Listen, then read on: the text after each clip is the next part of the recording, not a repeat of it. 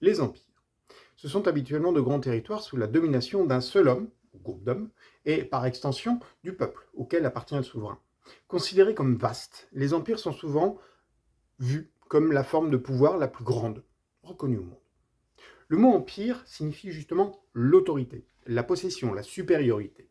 L'empire est donc par nature conquérant, et il revendique généralement une supériorité supposée de son origine, de son peuple, de sa culture sur les territoires, et donc les populations et les cultures qu'il conquiert.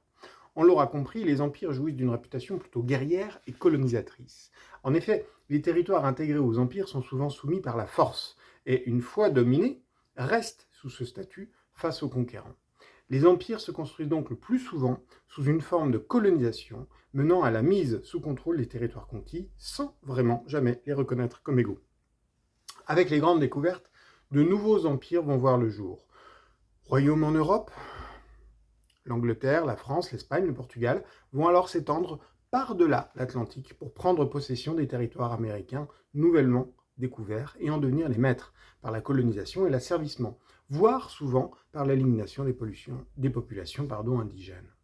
Ces nouveaux empires vont alors prendre une dimension mondiale, provoquant des conflits à travers le globe pour un résultat toujours identique. Leur disparition à plus ou moins long terme. Bref, les empires se construisent généralement sur une forme de colonisation, par domination et soumission des territoires vaincus, ainsi que de leurs habitants. Guerre enclin au partage, certains empires ont pu connaître de longues périodes d'existence, et d'autres, au contraire, des périodes très courtes. Mais, quelle que soit leur durée, les empires sont toujours appelés à disparaître.